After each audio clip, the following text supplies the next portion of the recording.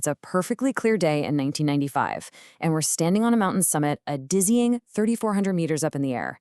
We're looking way, way down at the Damanyan Plain, this massive expanse stretching all the way out to this silver thread of the Indus River. But here's the thing. From this high up, we aren't just looking at geography. We're actually looking down at 5,000 years of human history. Now, what really hits you from up here is this profound contrast. Down there on the plains, it's all violent urgency. It's the noise of daily life, cities being built, armies marching back and forth. It's a place of constant becoming. But up on the summit, surrounded by this incredibly deep silence, you get a totally different perspective. It's a place of being. The chaotic, passing noise of the world down below just kind of fades away, and all you're left with are the great, enduring shapes of the earth. We're sitting at this extreme altitude on Takht-e-Sulaiman, which translates to the Throne of Solomon. It's actually a peak so legendary that even the famous explorer Ibn Battuta wrote about it. And from up here, individual villages, the winding roads, they just dissolve. They melt right into the broad geometry of the landscape. You start noticing the curves of small rivers and how the light slowly shifts over, well, centuries. So this altitude totally flips how we perceive time.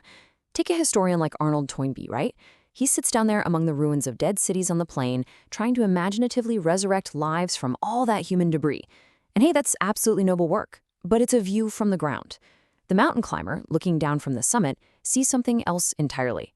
They see history not as some dry list of dates to memorize, but as sweeping waves unfolding across the earth, kind of like a massive passing shadow.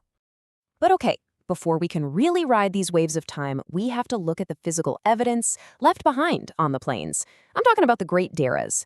These are ancient settlement mounds, and some of them literally rise over 30 feet into the air.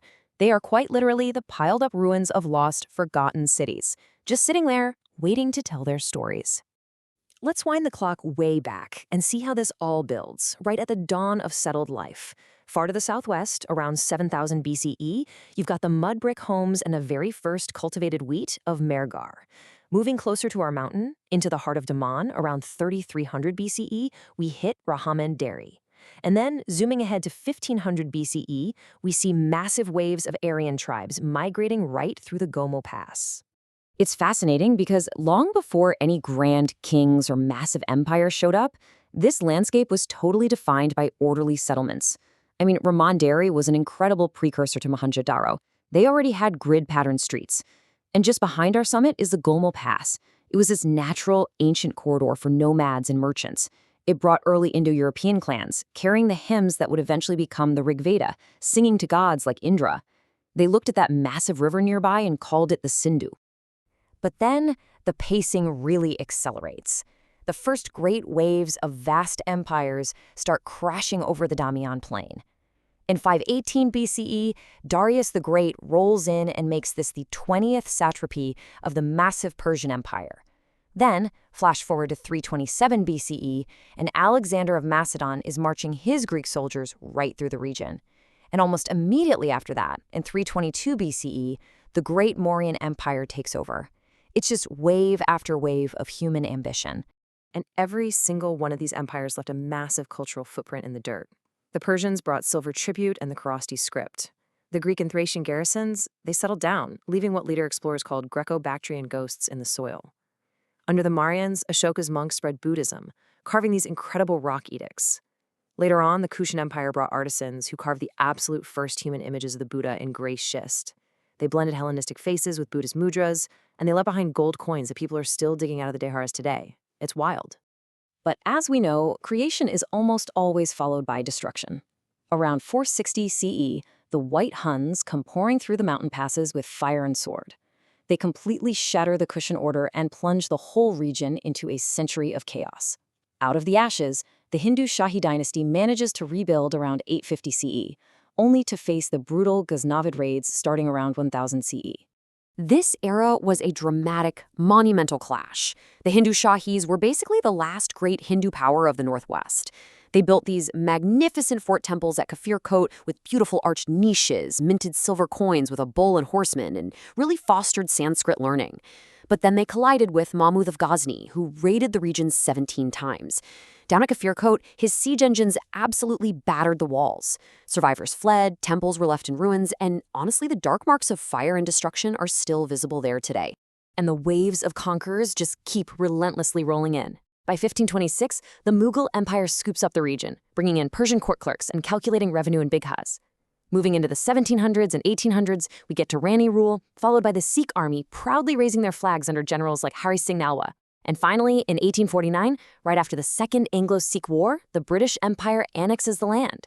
Now, the British actually arrived first as explorers, and they brought this very distinct, calculating European gaze to the frontier. Get this, back in 1809, Elphinstone's diplomatic party actually tried to scale the exact summit of Takht-e-Sulaiman we're imagining right now. Then in the 1830s, G.T. Vinia was out there documenting Hindu idols. By 1848, Edwards recognized those Greco-Bactrian outposts buried in the mounds. And in 1884, Oliver was meticulously tracking the tribal resistance against these new foreign flags. Hot on the heels of the explorers came the administrators, guys like Cunningham, Bellew, and Stein. They lugged their theodolites out there to map every inch of the landscape and wrote these incredibly detailed gazetteers. They're the ones who excavated the ancient jiras and hauled the artifacts off to museums. They built very permanent-looking colonial structures in towns like Jirarbin, because for the first time, history was being written down by men who genuinely believed in their own permanence. They created this tangible encounter with the past and officially dubbed it the Northwest Frontier. Okay, let's slow down for a second. Looking at all these empires, all these powerful men who confidently sign their names into the history books, from the absolute quiet of our mountain summit, we have to ask a much more profound question. What about the people who weren't kings? What about the people who weren't conquerors? Seriously, think about the millions upon millions of people who never made it into any official chronicle. The women grinding grain at dawn, the kids just playing in the dust of the ancient deras, the shepherds tending fires that look exactly like the fires you'd see from the summit tonight, the everyday merchants crossing the pass with plain cloth and salt, the mothers burying their sons in unmarked graves. Those quiet, ordinary lives, they are the true, beating heart of this entire 5,000-year story. I want you to really think about this for a moment. Absolutely everyone, from the people walking the grid streets of Rahman Dheri 5 millennia ago to the climbers standing on the summit today, had ancestors. Everyone is a link in a massive chain. You, watching this right now, are the direct continuation of that unbroken line of life. Now, try to imagine that invisible line stretching forward, like a path winding around a mountain bend into a completely unseen future. The conquerors, the shifting borders, the dramatic rise and fall of empires, honestly, they were just passing waves on the surface.